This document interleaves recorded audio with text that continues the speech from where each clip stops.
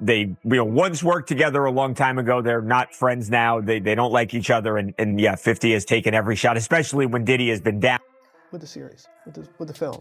I mean, I think the intention is to give a more full-bodied experience to what happened, from the people that agreed to sit down and to participate. And I feel like the film asks a lot of questions, maybe more questions are asked than answers given. Wait, did you catch that? The documentary that was supposed to spark an industry-wide reckoning is now facing a $20 million lawsuit. And it's not coming from Diddy, it's coming from one of the documentary's own witnesses. Meanwhile, the man who positioned himself as the gatekeeper of who gets exposed next, the executive producer who hinted that Jay-Z, Beyoncé, and Oprah Winfrey could be next, has done little more than drop a single Instagram like while his biggest project gets torn apart in court. So what exactly are we watching unfold here?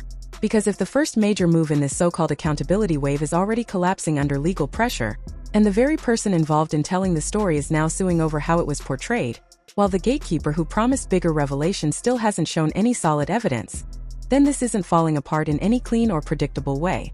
It's getting messy. And honestly, that's exactly what's keeping people hooked. The Netflix docuseries dropped on December 2nd last year 4 episodes, with 50 Cent as executive producer. It was framed as the beginning of something big. A project meant to force the industry to stop looking away. For a while it worked. The numbers were massive. Diddy was already serving time. And the documentary felt like the final chapter of a story people had been whispering about for years. But then something unexpected happened, something no one in that editing room seemed prepared for.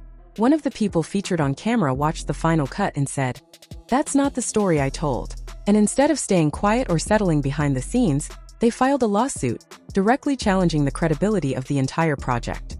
That's not just an awkward headline.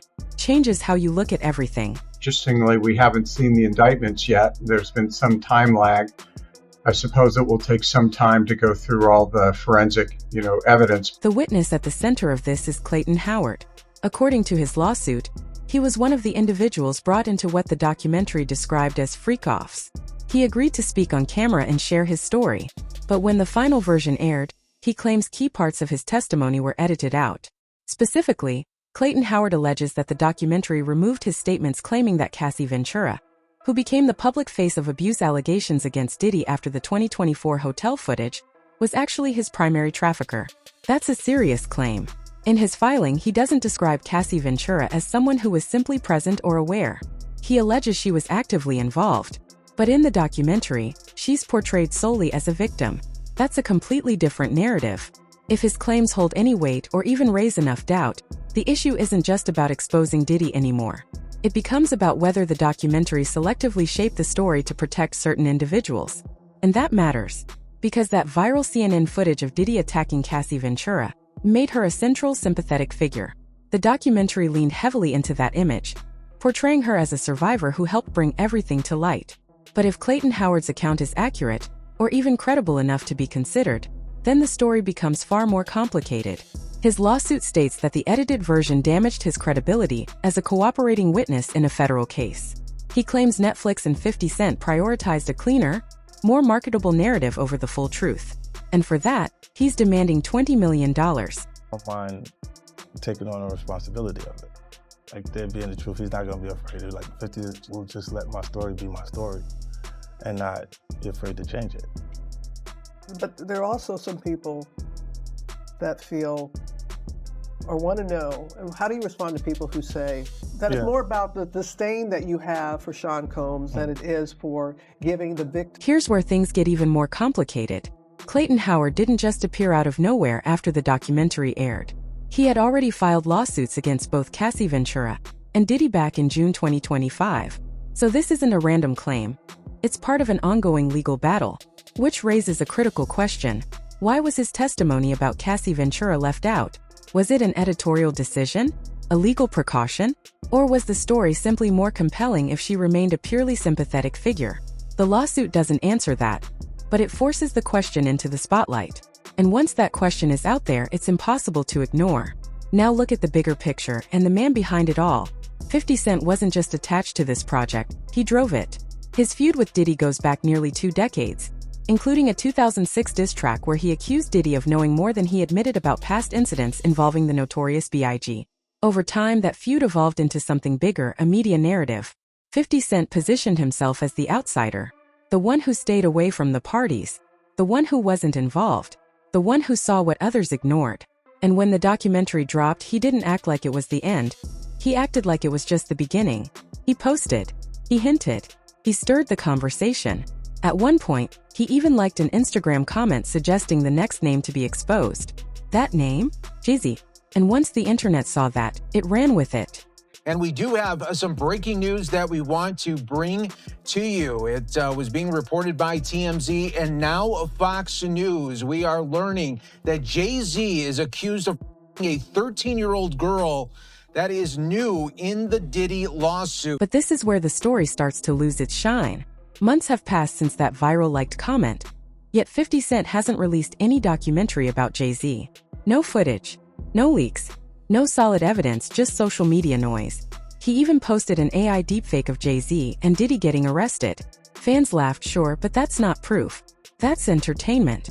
He joked that Jay-Z was hiding, even posted his face on a milk carton. But jokes aren't exposure, and trolling isn't investigative storytelling.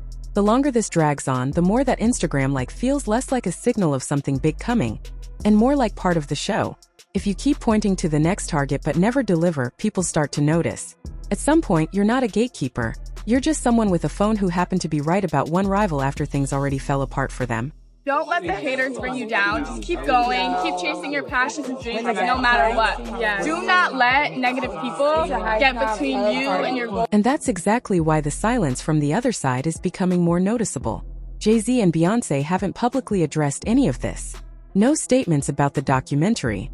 No response to 50 Cent's constant jabs. They've also stayed quiet about the civil lawsuit that names Jay-Z. That lawsuit, filed by an anonymous accuser referred to as Jane Doe, claims that Jay-Z and Diddy assaulted her at an MTV Video Music Awards afterparty in 2000, when she was just 13 years old. It's important to note this is a civil case, not a criminal one. Jay-Z has strongly denied the allegations and is actively trying to have the accuser's identity revealed, with his legal team calling the claims a form of blackmail. That is his official position, not an admission of guilt. Still, the silence surrounding the broader situation is creating a vacuum. And when no one steps in to clearly shut things down, rumors start to grow. Anonymous sources claim the couple is monitoring headlines daily, possibly even bringing in crisis management experts. But without confirmation, it's hard to separate fact from speculation. What stands out most is the controlled quiet. No direct denials, no aggressive pushback. And that kind of silence can feel intentional, because when nothing is said, every rumor gains more space to breathe.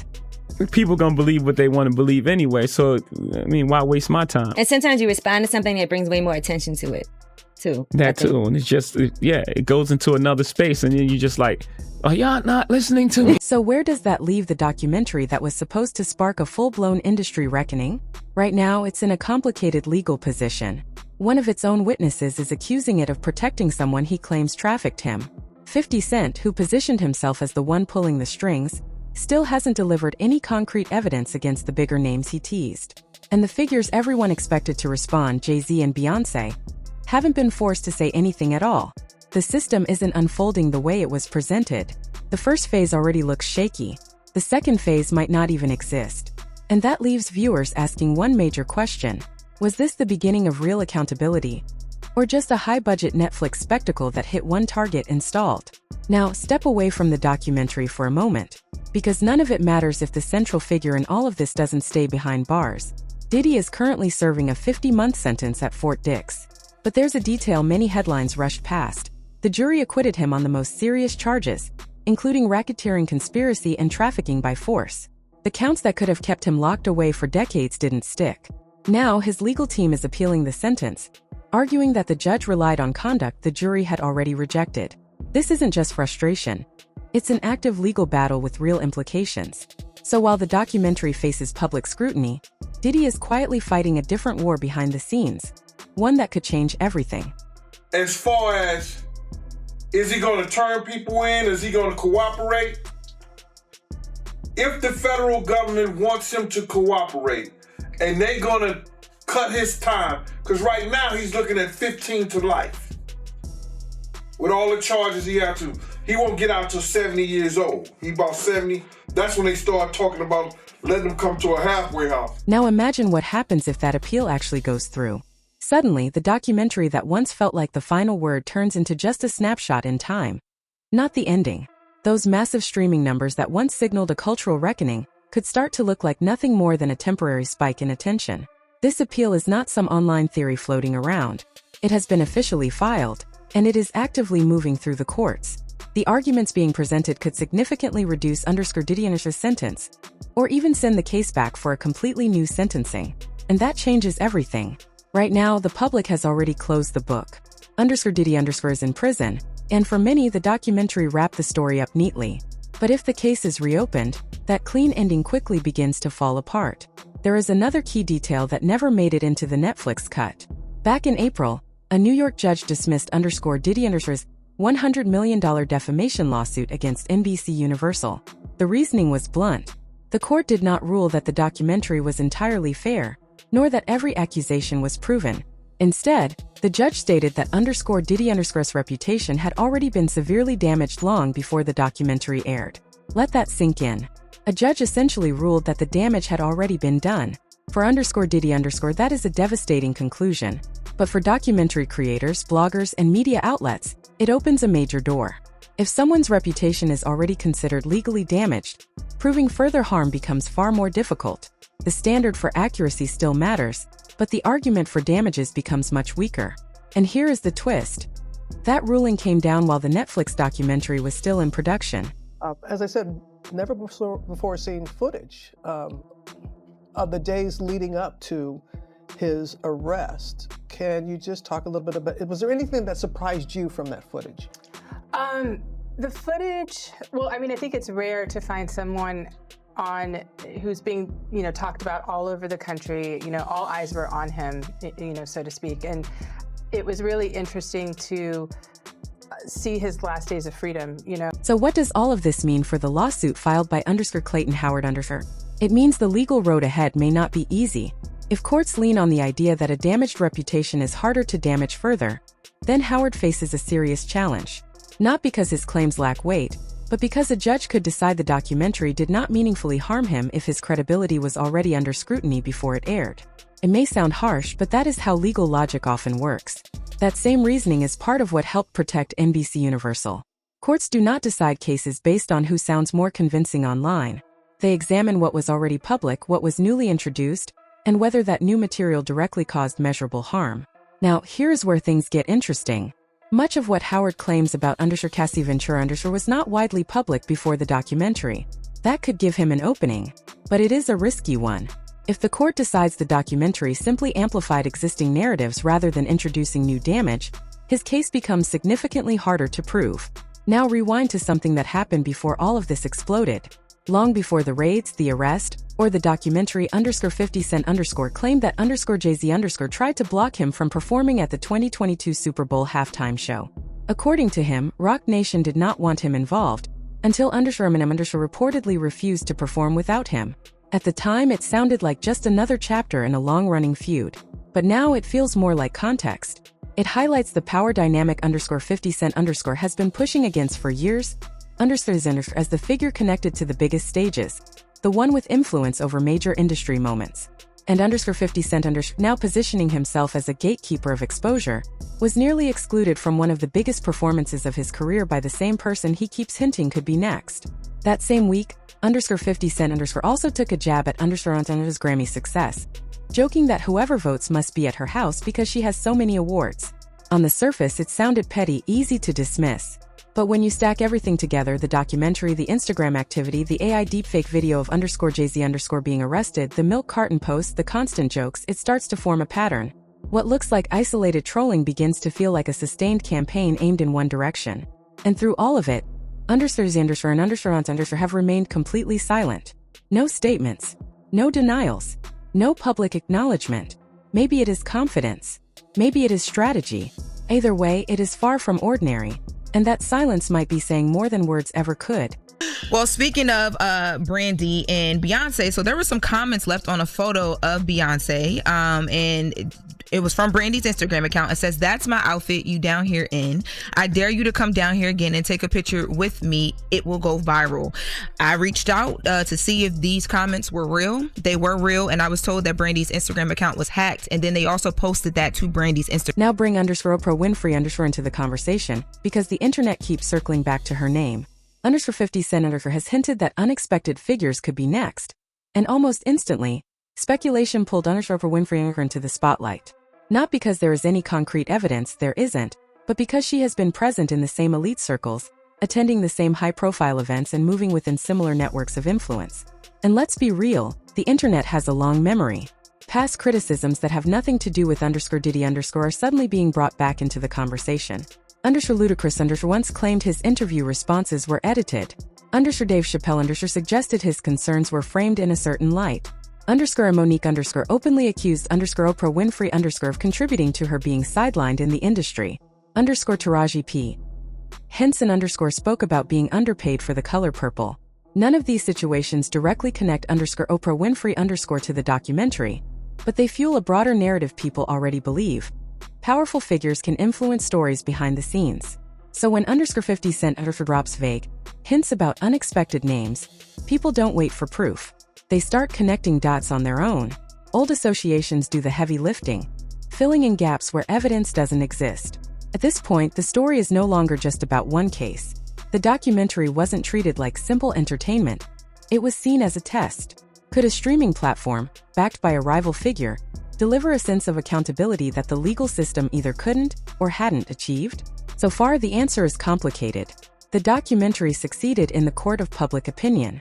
It captured attention, shaped narratives, and made it feel like the story had reached a conclusion. But the legal system is moving on a completely different track. The appeal could reduce the sentence. Clayton Howard lawsuit could put the documentary's editing choices under intense scrutiny. And the so-called gatekeeper, _50 Cent who hinted at exposing more major figures, has mostly delivered social media posts, jokes, and speculation. So what did the documentary really change? Change the conversation. But conversation alone doesn't send people to prison, juries do. And in this case, the jury cleared the most serious charges. People know about this very public, long-standing feud that you've had with Sean Combs. So what brought you to this project? Well, I just want to make really hit television. I like the idea of it being exciting, and I picked this project and started working on it about 5 months before I found Alex. And I know that she has the artistic integrity that it would take to make it great. That's the uncomfortable truth. The public largely believes Diddy is guilty. The documentary reinforced that perception. But the legal system, flawed or not, reviewed the evidence and reached a different conclusion. He was found not guilty of racketeering and not guilty of trafficking by force. Those weren't undecided counts. Those were full acquittals. And that is exactly what his appeal is built on. So if _Diddy ends up leaving prison early, or if his sentence is significantly reduced, the public reaction will likely be outrage. But legally, the response may be far colder. The system will simply say it functioned as designed. Because the documentary was never the justice system. It was entertainment, packaged with the tone and language of accountability. So where does that leave everyone else? _Jay-Z and remain completely silent. The Jane Doe civil case is still ongoing, with legal questions unresolved.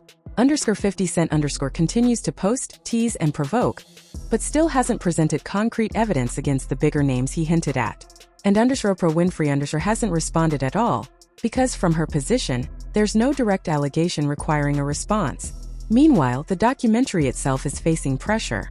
The so-called gatekeeper hasn't unlocked any new revelations. And the central figure, _Diddy may not remain behind bars as long as many expected. So maybe the system isn't broken. Maybe it was never as powerful as it appeared. Now the real question becomes, what happens to this idea of accountability? If _Diddy walks free sooner than expected, will _50 Cent finally deliver something concrete on Jay-Z or does the entire narrative start collapsing under its own weight? And be honest, do you actually think Oprah Winfrey is next? Or is that just the story people want to believe? Drop your thoughts below, because right now, this so-called reckoning isn't moving in a straight line. starting to look like a loop,